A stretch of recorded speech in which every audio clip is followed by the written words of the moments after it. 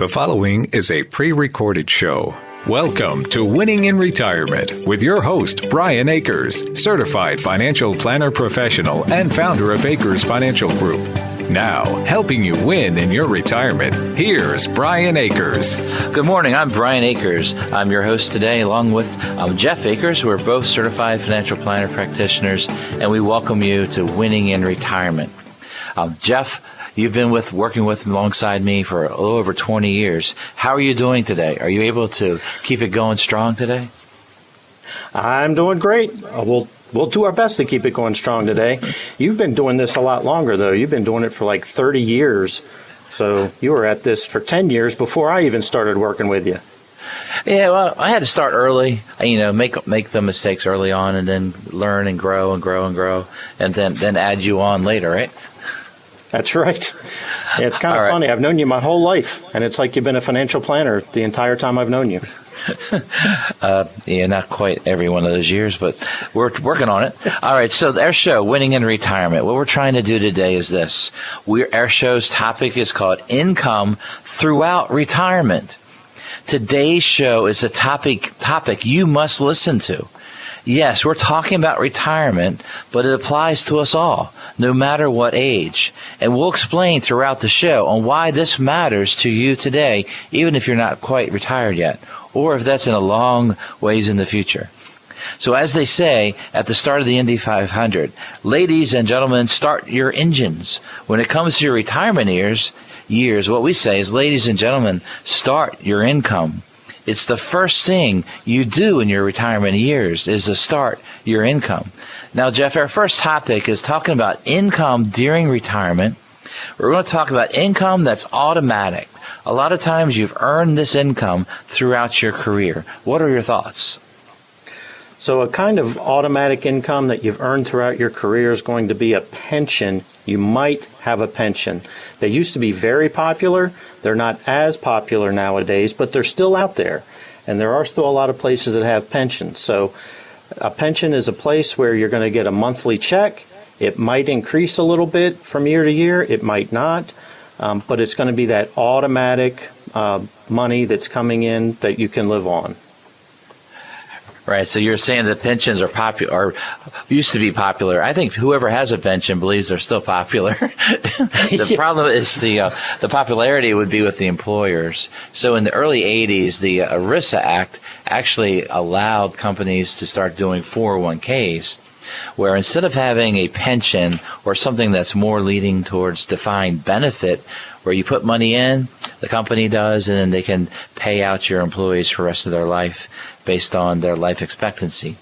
And so what happens is that in the 1980s, early 1980s, the ERISA Act created the 401k where people could put some money in, and that's more a defined contribution. And this has, over the last, 40-some years, has created a lot less pensions out there. If you're blessed with a pension and you want to start your retirement income, what you have to do is understand pensions and their choices. Now, one of the simplest things that we want to try to do today is we're going to cover some of the options of the Maryland State Pension Plan, because they have many different options, which will help us explain what they are and how they work. All right, Jeff, why don't we go ahead and start with some options there?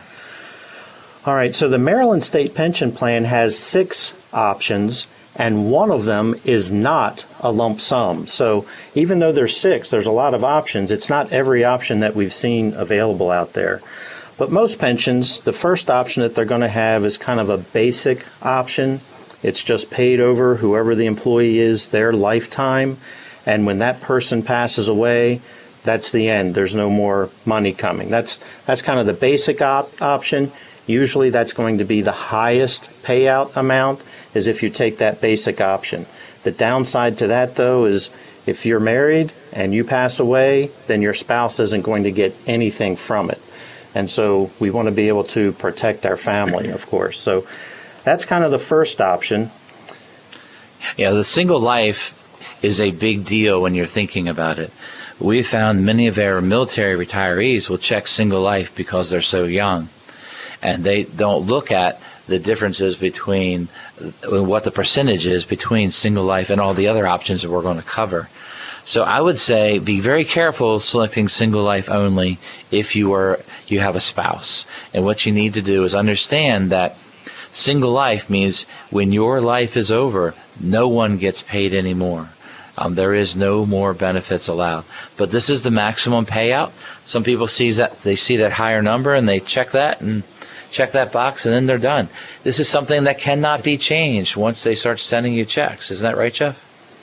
That's right. Once it starts coming, that's it. You're locked in. So if you want to protect your spouse, one of the next simple options is to have a survivor benefit. And they usually have a percentage associated with it. It might be a 50% survivor benefit, where if you pass away, your spouse is going to receive half of what you've been receiving to that point for the rest of their life. It could be 100% survivor benefit. It could be 75%. There are a lot of numbers for that percentage that could be in there. The Maryland plan has 50% and 100% survivor benefit. And that just means if you pass away, your spouse is going to continue receiving some income. The trade-off for doing that is that your payment is going to be lower than that basic payment that we were just talking about, the single life only payment. Right, and this is actually a calculation that is done by your Human Resource Department and their pension people. What they do is each and every month there is a IRS guidelines on these calculations, so these pension numbers do change. There is a percentage reduction depending on the birth date of the spouse. So you do want to run these numbers and see what they are if you're planning on taking your pension. So when someone's getting ready to retire, let's say they're going to retire in September, what we would recommend that people do is we get all their options as part of financial planning. And then as we're getting closer, we try to get the paperwork, and then we look at all the options, and we start doing some calculations. Those calculations are to try to see which is the best option. Is that generally how you try to do it, Jeff? Yes, so we want to take a look at, like you said, take a look at those options, and then we'll do a calculation where we determine the distribution rate. Distribution rate is just a calculation where you look at the annual amount that you're receiving from the pension, and then you can compare that to a lump sum value and see what percentage that works out to. The higher the percentage, the better that is. But one of the things that we need to pay attention to is taking care of that spouse.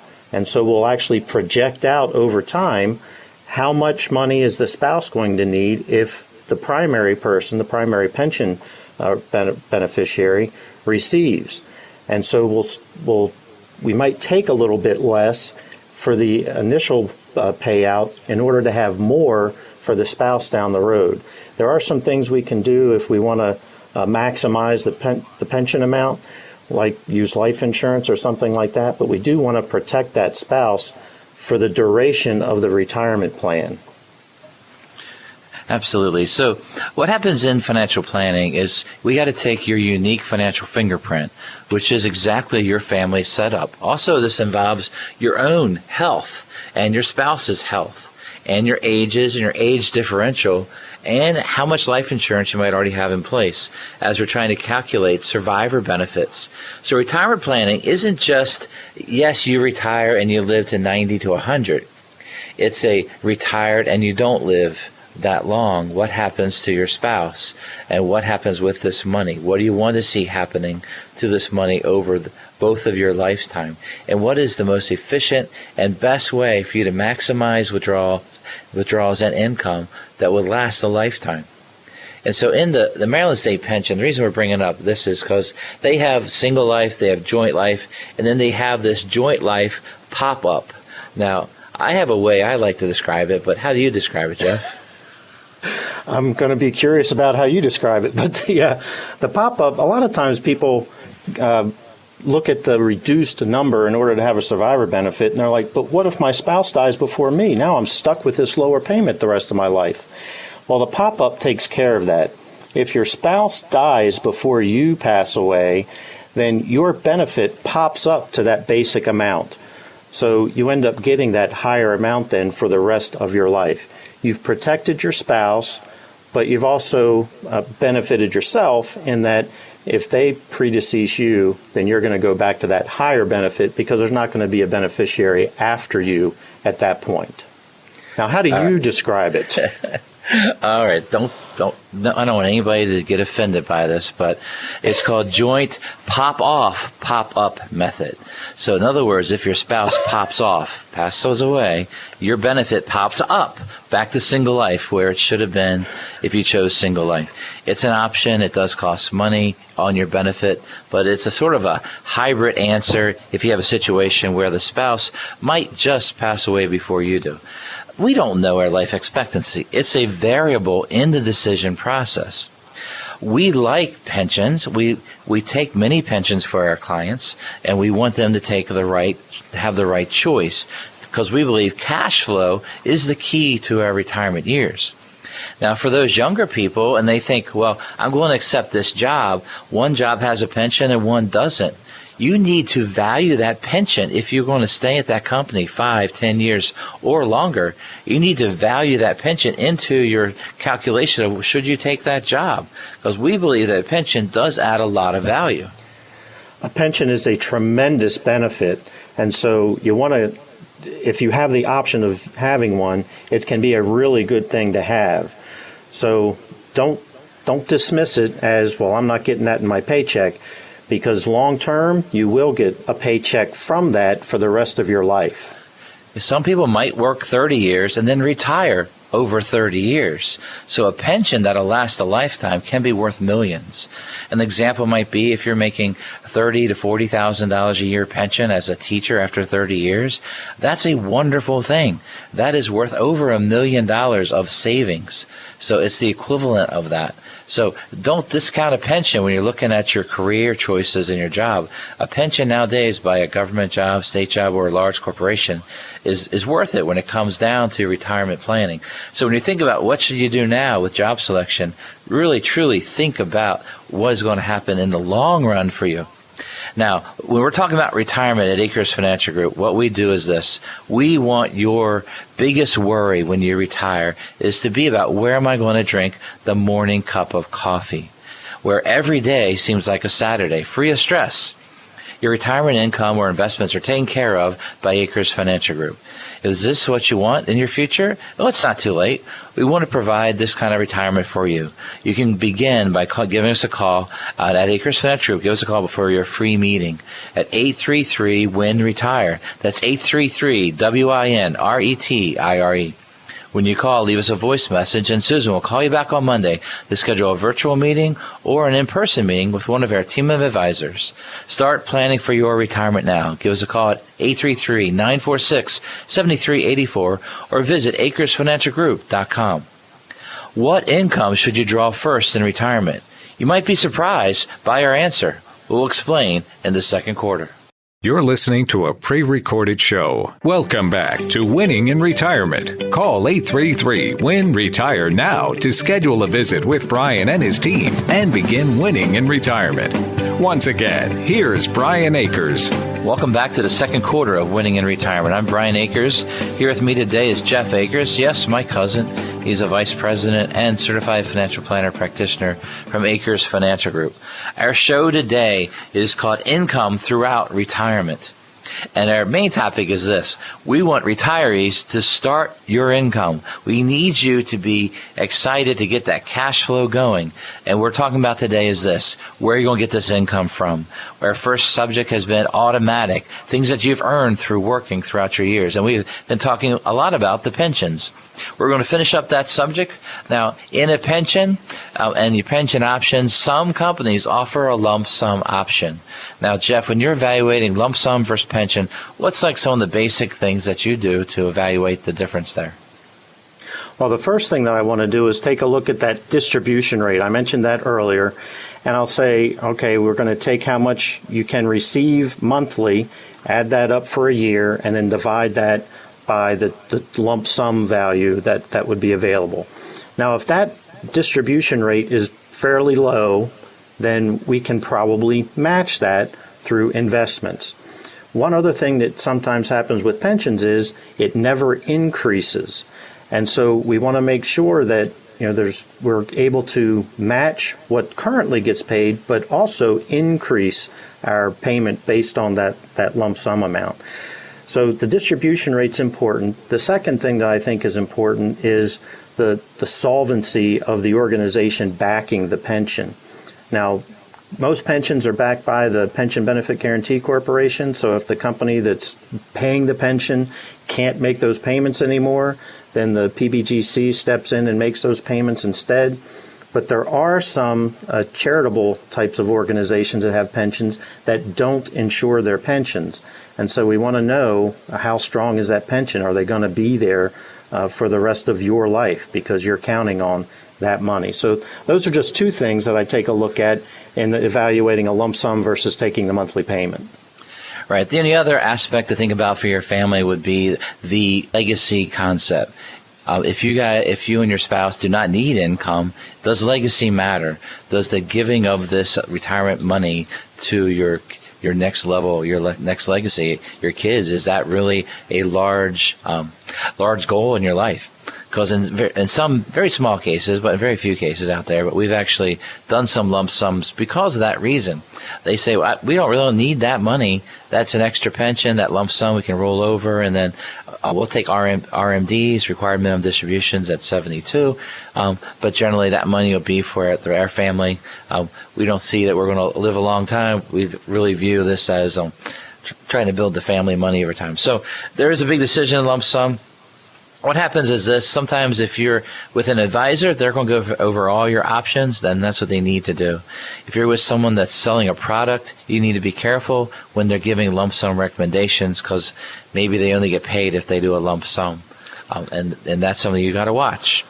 Now, what I mean by that is that they get paid commission or a fee if they manage money off the lump sum, and they might drive that decision. So this is a very important decision for your life when it comes to pensions and pension options, lump sum, or even like single life and doing something called pension maximization.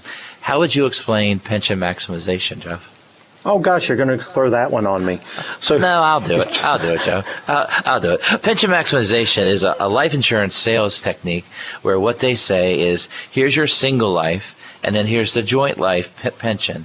Now, the difference in there might be $300 a month. And what we're going to do is try to find a life insurance policy for less than $300 a month to ensure the surviving spouse that same lump sum of money to provide a joint pension. The hard part is this: if you try to do pension maximization as you retire, you're going to find life insurance to be more expensive than the gap in single and joint life. I might be going a little too nerdy on this calculation, but if you have life insurance in place prior to retirement, then maybe pension maximization works. Life insurance, a long-term care combo could be a great thing to do, but if you're working now, you maybe need to add that early, 5, 7, 10 years early before you retire, so that you have lots of great choices at your retirement years. So that's the quick version of pension maximization. We can do a whole show on that concept, but right now, I'll just hitting it as quickly as I can. Now, our tease for this second quarter is something that is very important for you guys to think about. What income should you draw first in retirement? You might be surprised by our answer. And Jeff, why would they be surprised by our answer? Well, we spend our whole life saving money and thinking, okay, we need to set this aside. Let's reinvest all our dividends and let it grow as fast as we can. And what I'm going to argue right now is, if you have an account that's a regular brokerage account, so it's not in an IRA or anything like that, it's not tax advantaged, then those dividends that you're reinvesting, you're paying tax on those dividends. So the first place to get some income is to start taking those dividends as cash.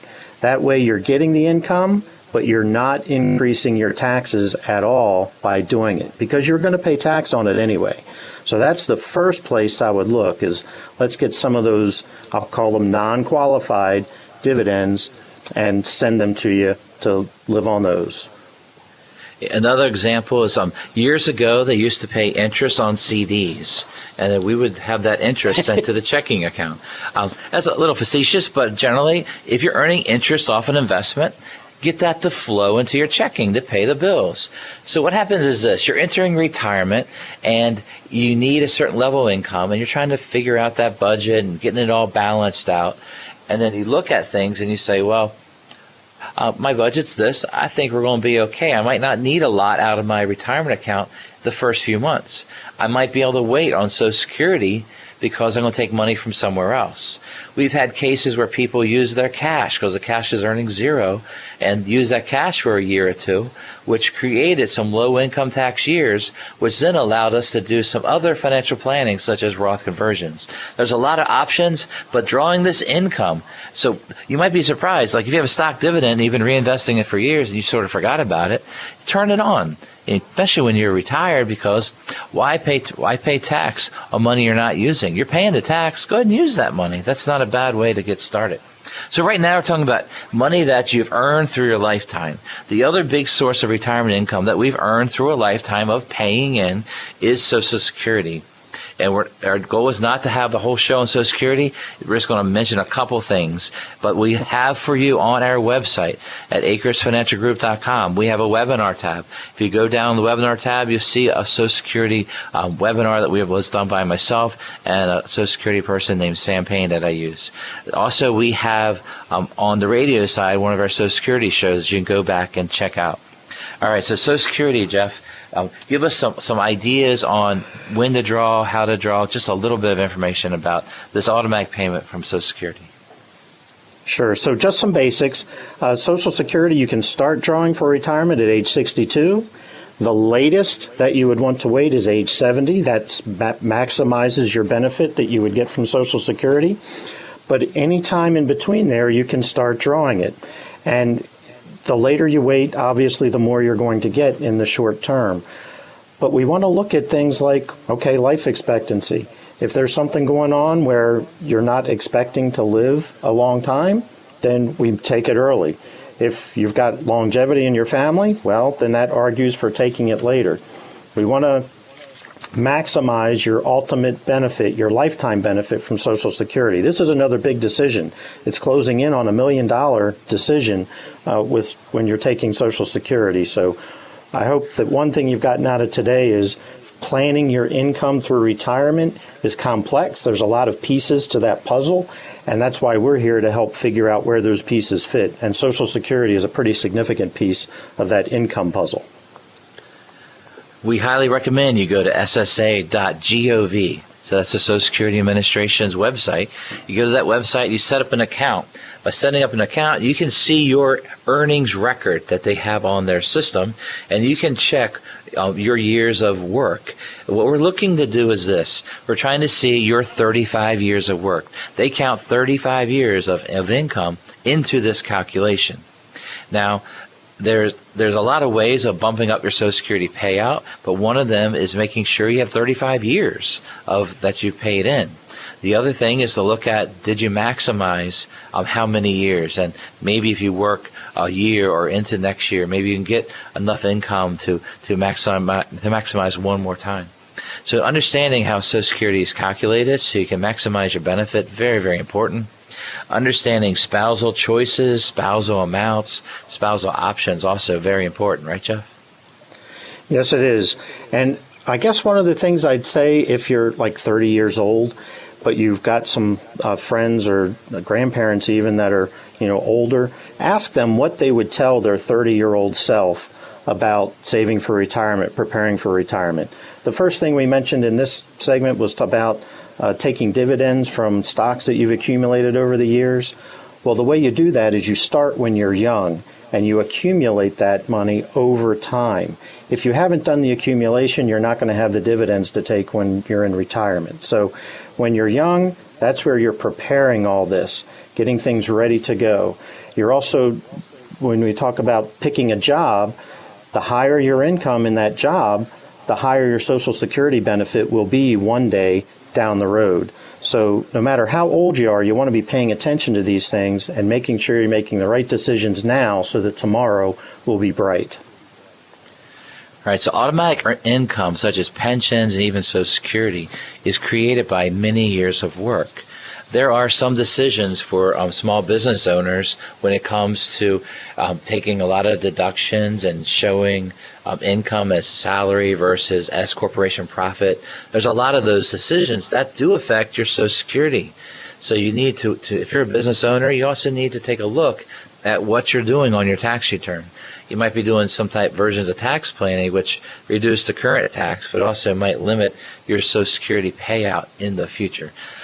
We hit that topic very quickly, very slightly, but understand this, is that when you're ready to start your retirement income, you got to put it in place years before so you can turn it on. And understanding how to use this is what retirement planning is all about. At Acres Financial Group, we want to help you. We are a local. We're independent. We don't report to a big company on Wall Street. We report to you. We have offices in Forest Hill and Lutherville, and we can meet with you through virtual anywhere in the country and some clients throughout the world. Give us a call at Acres Financial Group to schedule your free time to talk about your situation. Give us a call at 833-WIN-RETIRE. That's 833-WIN-RETIRE. When you call, you can leave us a voice message, and Susan will call you back on Monday to schedule a phone meeting, virtual Zoom, or an in-person meeting with one of our team of advisors. Start planning for your retirement now. Call us at 833-946-7384 or visit acresfinancialgroup.com. Have you ever milked a cow? How does this apply to retirement income planning? We will explain in the second half of the show. You're listening to a pre-recorded show. Welcome back to Winning in Retirement. Call 833-WIN-RETIRE now to schedule a visit with Brian and his team and begin winning in retirement. Once again, here's Brian Akers. Welcome back to the second half of Winning in Retirement. I'm Brian Akers, and here with me today is Jeff Akers, certified financial planner practitioners from Acres Financial Group. Our topic today has been income throughout retirement. We've been telling people that when you get to retirement, we need to start your retirement income, no matter what kind of income that we're doing. So far, we've covered automatic and earned income, but now we're on to our more interesting topic, I think, Jeff. So I want to start with this question. Ever milked a cow? Well, growing up, we actually had a cow, and I actually got to try milking it. I wasn't very good at it. I didn't get very much milk out of it. But I'm curious how this applies to retirement income planning. Well, for many, many years, there's this guy, Zig Ziglar, that had a concept of a cow and in budget planning. And so the concept was something like this. When you first have your job, what you do is that job becomes your first cow. And when you bring it home, you put it in your bucket, and you need to start saving money out of that bucket because we know all buckets leak. And so what happens is this. You build that second bucket, I consider it a cash calf. And while you're trying to build your investments and savings over time, you're basically creating a cow to retire on. That cow, we want to milk at retirement. We don't want to kill a cow. Now, Jeff, do you know what you call the milk that comes out of a cash cow? The milk that comes out of a cash cow? I'd say that's cash. That's your income. I call it Mooney. Sorry, I couldn't say it low enough. Or moolah, right? So if your cash cow's giving you money, that's nice. Now, if you turn that cash cow into hamburger, what do you think happens to your retirement income, Jeff? Well, the cow's dead, so you're going to eat really nice for a while, and then there's not going to be anything left. Yeah, so the basic concept is this, is when you milk a cash cow, the cow keeps going on. Our goal through your retirement years is to take your nest egg, your investments that are not pension or Social Security, but your savings. We want to make it last a lifetime. So we got to be careful on how we milk the cow. Any thoughts, Jeff? While we're on the farm, I would like to diversify the herd just a little bit with some pigs. And that way I can bring home the bacon too. I like bacon. Oh, my. All right. So, I mean, that's funny. I think bringing home the bacon's a good thing, and that might be a part-time job in the retirement years. But bringing home the bacon is not good for the pig. It's just not a good thing for the pig. Unless you develop a pig farm and you're able to create more and more multiplication of pigs over time, it's hard to make it into a financial, diversified financial farming, right? All right, so this second half of the show, what we're going to try to do is to talk about retirement income that doesn't come from, that's not automatic, that's not from your earnings, it's from your savings. And so creating money from your investments, creating money from your savings. The first category we're going to talk about is accounts that when you start pulling it out, it's going to be taxable. These are qualified tax-deferred accounts. Try to explain some of these, Jeff, for us. So a traditional IRA would be an example, or a traditional 401k, TSP, 403b, all those kinds of things. When you take money out of those, it's taxable. Now, when you put money into it, you got a tax break. Any growth along the way was not taxable, but now you're taking money out and it's taxable. So if you've got all your money saved up inside one of these kinds of accounts, and you say, well, I want to buy a car, and so I'm just going to pay cash. I got all this money in my IRA. Well, the car might cost $30,000, but you end up having to take out like $45,000 or $50,000 to pay the tax so that you can pay cash for the car. So we want to be careful about how we use these accounts. They're good for that consistent income, just like when you're working. You're going to pay tax on it as it comes in. But it's not as good for lump sum kinds of purchases like the buying of a car type thing. So we want to plan how we use that money. Absolutely. Now, have you talked at all about 4% rule yet? I did not. So a 4% rule is kind of a rule of thumb, and that's if you have an asset and you take 4% of that out per year, then that asset should last as long as you do. That's milking the cow. You can take up to 4%. So if you had $1 million saved up, that's $40,000 a year that you can take out as income, and that $1 million should last as long as you do. Right. So there's some articles out there and saying that 4% won't work, and then there's other accounts when we see what people are doing, they're actually taking more than 4%. And so it all is subject to how you have your money invested during those retirement years.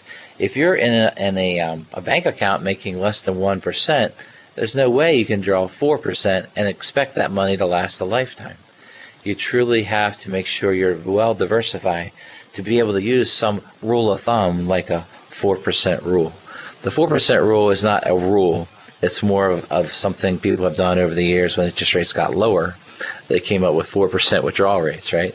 Years ago, it used to be 6% as a concept, right, Joe? Right. As interest rates have gone down, the amount that you can take out of your investments has gone down. So right now, even 4% might be a little bit high because interest rates are so low. In order to get 4%, you're really going to have to take some risk with your money in order to generate that. Yeah, the other way of getting more than 4% could be the use of income riders on a fixed index annuity, where over time you can get the income rider to be above 4%. And that could be income that can come over your lifetime and could possibly have the ability to rise when it makes interest. If it makes money based on the market returns, it could give you higher raises on your income off of a rider. How would you try to explain an income rider off of annuity, Jeff? So with an annuity, there's a little bit like a pension. When you annuitize it, it just pays for your life, and then when you pass away, it stops paying. Using an income rider is a way that you can have that money come to you for the rest of your life. But if you pass away, anything left in the annuity contract can go to your beneficiaries. So I like the income rider because it does have that benefit of not leaving money behind with the insurance company. It'll go to your beneficiaries. And what Brian was talking about with the increasing income, if the indexes that you use go up 1 year, 3, 4%, whatever, they go up, you would get a raise on your income of that 3 or 4%, however much the indexes went up.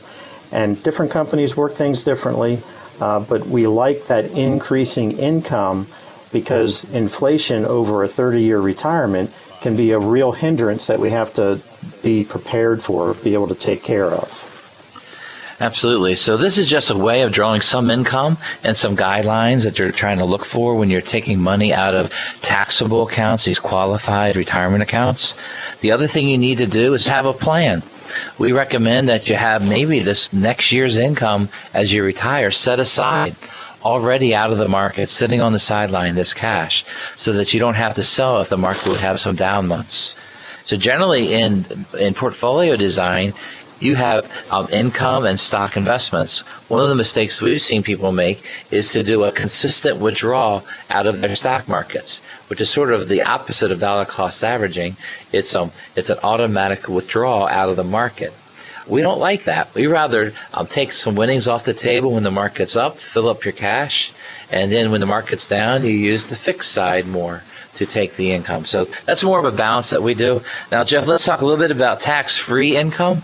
Where can people get tax-free income when it comes to retirement? Well, there are a couple of ways to do that. The old-timey way was with life insurance. You would get a life insurance policy when you're young, fund it, maybe even overfund it some, build up a cash value in it, and then when you get to retirement, you take loans from that, and those loans would be tax-free, and so you would take withdrawals from your life insurance. Then in the late 90s, something called the Roth IRA was created, and that's a way to set money aside that will never be taxed again. You pay tax, then you put money into the Roth IRA, now the growth is tax-free, and your distributions in retirement are tax-free. So Roth IRAs I love them because I just love the idea of tax-free income in retirement. As a country, we've spent some money that we don't have, and so tax rates, we believe, are likely to go up over time, and a Roth IRA is a good way to hedge against that probability down the road. All right, so you were talking about life insurance withdrawals being old-fashioned. Those are still used today. They're still used greatly when people need to save money above the limits of their 401k, above the limits of a Roth. Because if you make certain amounts of money, you can't do a Roth IRA.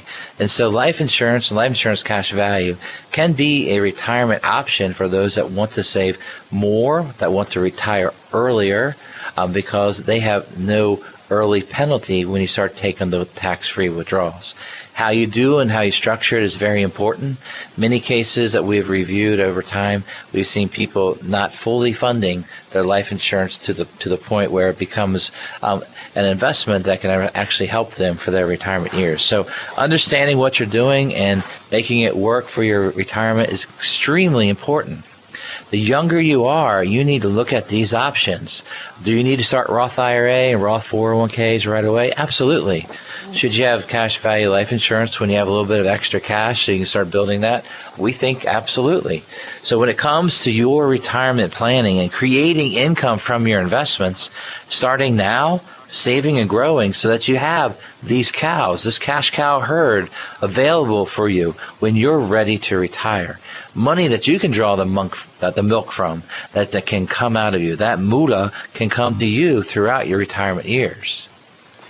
Yeah, one of the things I like to talk about with a Roth IRA for someone that's a little bit younger, remember you have to be setting money aside in order to build your cash cow.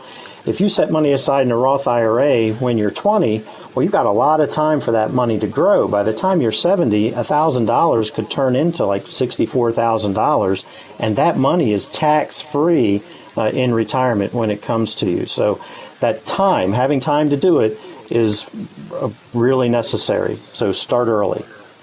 And time is very important when it comes to your retirement, because the best part of retirement is getting your time back. You decide how to use it. Before retirement, your time is tied up with commitments, mainly your job. A lot of that goes away at retirement. Your time is now consumed by things you want to do, things that you decide to do. To begin winning in retirement and using your time in your way, give us a call at 833-WIN-RETIRE. That's 833-WIN-RETIRE. When you call, leave us a voice message, and Susan will call you back on Monday to schedule a virtual meetings or in-person meeting with one of our team of advisors. Start planning for your retirement now. Call us at 833-946-7384 or visit acresfinancialgroup.com. How many times do you want to retire? In the fourth quarter, we will explain. You're listening to a pre-recorded show. Welcome back to Winning in Retirement. Call 833-WIN-RETIRE now to schedule a visit with Brian and his team and begin winning in retirement. Once again, here's Brian Akers. Hey, welcome back. I'm Brian Akers. Here with me is Jeff Akers, Certified Financial Planner Practitioners at Akers Financial Group. Today we've been talking about income throughout your retirement. When it comes to income throughout your retirement, we want you to start your retirement income now. Now, that would be, of course, as if you're retired. You need to know how to start that retirement income. And that's what this show's been all about. So if you might have missed the first 3 quarters of the show, we invite you to go to our website, acresfinancialgroup.com. And on our website, you'll see different tabs. One of them is a webinar tab, and the other to the right is a radio tab. The radio tab will give we'll have this show on it within a few days after this Saturday's talk. And what we'll have is the ability for you to listen to this show in its entirety, and you can play different segments of Jeff's talk that you enjoy. So that's on acresfinancialgroup.com. We invite you to check us out there. The webinars, there's some really good webinars we put together over time. Coming up, we're going to have a webinar on just a lot of different topics. So make sure you check out our website, acresfinancialgroup.com, so you can understand more about your personal finances and know more about Acres Financial Group. All right, Jeff, this fourth quarter, we got to finish strong, but what we're going to do is finish strong with this first question. How many times do you want to retire? Most people would say they want to retire one time. We don't want to be in a situation where, we talked about the cash cow. We eat the cow, now we're in our mid-80s, and we've run out of money. And then we start looking for a job. We've got to earn some more money. We don't want to be forced to unretire. Now, that's different than someone who says, I want to retire, and now I want to go to work part-time somewhere to do something I like. We've all been to Home Depot, and you see guys working there, and there might be one guy who's there part-time just because he likes to get out of the house, have a little bit of money in his pocket, and he enjoys dealing with tools. But then you might also see someone there who's working full-time, just trying to get by, and he's older. He's already retired once from his main career, but now he's got to work full-time at Home Depot. We don't want that. We want to be the guy that is there because they just want to and they enjoy what they're doing there. And one of the things that we've seen with meeting with many clients and helping them retire, we see people that retire and then they have to start working part-time. And one of the things that we strongly recommend is that the job you have just prior to retirement is usually the best paying job of your career. It pays a whole lot more than part-time jobs. So if someone works an extra month, 6 months, a year, they might be able to reach those short-term goals so that they can retire and stay retired. The key ingredient, we believe, in being able to retire is understanding your cash flow, understanding where your money's going, living within your means. These are the habits that'll make retirement work very well for you. What are your thoughts on that, Jeff? Yeah, all throughout life you hear, don't spend more than what you've got coming in. So retirement is as much about spending as it is income. If you have a mortgage when you go into retirement, well, that's a fixed bill that you're going to have until that place is paid off one way or another. So we want you to not have a pension. We want you to not have a mortgage. The pension might be able to help pay for things. But we don't want debt when we get into retirement, because debt is just something that's, you spent the money a long time ago, and now you're having to pay it back, and retirement is not the time when you want to pay that back. So one step is to be debt-free, and that way your cash flow can improve. You can have a positive cash flow in retirement and stay retired that way. Right. So how many times do you want to retire? It's about cash flow, knowing where it is. Now you're thinking, well, retirement's in my future and I make enough money. Now what I've found is that the more money you make, the harder it is to really make retirement be easy, because you might be used to having an income that might be $200,000, $300,000 or more. And that's a standard of living that's excellent, incredible. You pay a lot of taxes, of course, but you have this lifestyle of expenses. And then you look at your savings, and you might have $1 million or $2 million saved, but the reality is that might not be enough to maintain the same lifestyle that you've been working at. So retirement planning is for people of all income ranges, understanding that when you retire, if you want to maintain the exact same lizstyle, then we got to have a lot of money put aside to provide for that. So sometimes in retirement, you might need to save $5-7 million to be able to provide the income you're already making now. saving and growing and putting money aside and being able to have these kind of goals might seem far-fetched, might seem too large, but they all start by beginning today, by looking at where you are now and throwing that money to your own future. Getting that money invested and diversified and put aside for you, because no one else is going to care about your retirement more than you are. You need to set money aside. No matter what your income is, you need to save and save and save. Knowing that budget, knowing that cash flow will allow you to be able to afford the health care of retirement, the expenses of enjoying yourself, such as vacation and being able to travel, costs a lot of money. There's a lot that goes on in retirement, and we need money to be able to do those things. One of the things that we try to do is when we're working, pay yourself first. We all have bills that come in and that are going to have to be paid, but make one of those bills setting money aside to your future. You're going to be able to build a better cash flow if you have money saved up. You've built that cash cow that we talked about before. You've got to grow that, and the way you do that is by saving early and often. Now, employer-sponsored plans are great because they take money directly from your paycheck and put it to your future through a 401k, TSP, or what have you, any of those plans. So we encourage you to take advantage of those, especially if there's a match involved where the company's going to put some money in for you, because you're giving yourself a raise and you're putting all that money towards the future and your future cash flow, which we want to have. If you think about retirement and what's going to be like, you might be nervous about your preparedness. That's a big word that I'm trying out today. But I think we have to think about retirement at no matter what age you are and say, well, am I doing what I can do for later? We highly recommend balance between now and the future. That balance is about saving and saving something. So when you get your first job, when you change jobs, always look at how much are you saving. Are you putting 10% away, 15%? Are you maxing out? If you have any goal of retiring early, are you maxing out? Maxing out can be a lot of money, but you got to look at how much are you saving. Are you putting something away? We just got to do it. So our show, we've been trying to do the following. We want to show you income throughout your retirement years, throughout retirement. This income, you have to understand your choices, and these choices is true financial planning as you get ready to retire and making the wise choice to handle each and every scenario that might happen as you are retired. So think about this. You might have automatic income, you might not, but you need to understand what your future would have. You also need to know what you've left behind at other companies. Understand what kind of Social Security income that you're building. Understand that if you're saving, if you're putting all the pre-tax, are you saving some Roth, are you saving tax-free through life insurance? What are you doing in your investments and savings? Make sure you've put this money aside for your own future. That's right. We talked about taking money from IRAs versus Roth IRAs. You might be thinking, well, that's fantastic. Well, the only way you're going to have those choices is to have saved money to traditional IRAs and Roth IRAs along the way. And then we've talked about when we take distributions, we don't want to sell something at a loss.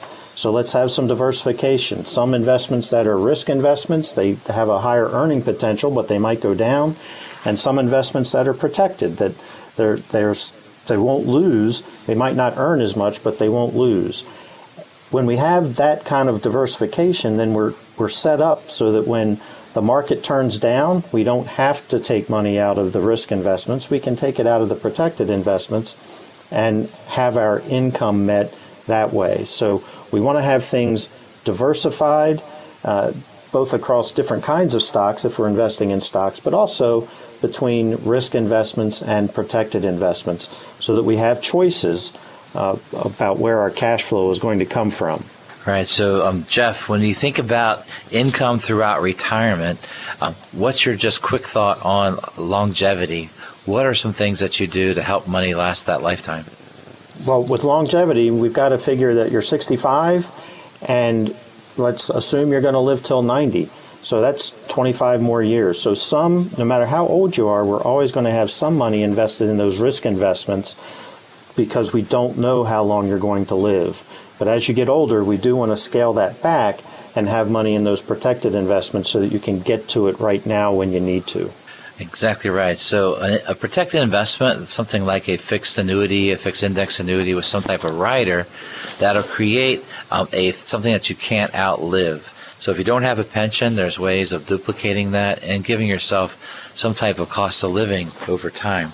Very important to understand your choices you have and also to save money for your own future.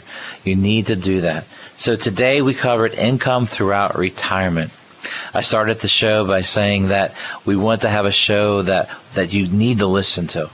You need to listen no matter what age, because retirement applies to us all. We got to be ready for it. We don't want to wait too long and then say, well, I'm not ready. How can I get ready in the last couple of years? We need to start early and often. So when it comes to retirement and you actually are retired, you have to start your income.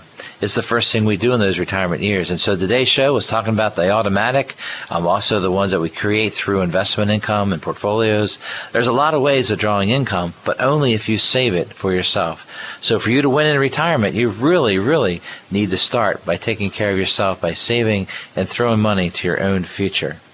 So that's sort of our topic that we've been covered throughout the day. You can go to our website at acresfinancialgroup.com and check out more information about Acres Financial Group. But also you can check out the radio show and the radio tab to see what we've done in the past. You can also set up a free time with one of our team of advisors to go over your exact situation. Give us a call at 833-WIN-RETIRE. That's 833-WIN-RETIRE. When you call, leave us a voice message, and Susan will call you back on Monday to schedule like a phone meeting, a virtual Zoom meeting, or an in-person meeting with one of our team of advisors. Start planning for your retirement now. That's 833-946-7384, or visit acresfinancialgroup.com. Thank you for listening. I'm Brian Akers from Akers Financial Group, and we want you to be winning in retirement. You've been listening to Winning in Retirement with your host, Brian Akers of Akers Financial Group. Brian Akers of Akers Financial Group is a registered representative offering securities through Kalos Capital Incorporated and investment advisory services through Kalos Management Incorporated. Akers Financial Group is not an affiliate or subsidiary of Kalos Capital or Kalos Management and does not provide tax and legal services. Advice given on winning in retirement is general in nature, and one should seek further advice from their financial advisor, broker, attorney, or tax accountant before investing. Be sure to read each prospectus carefully to understand all the risks associated with each investment.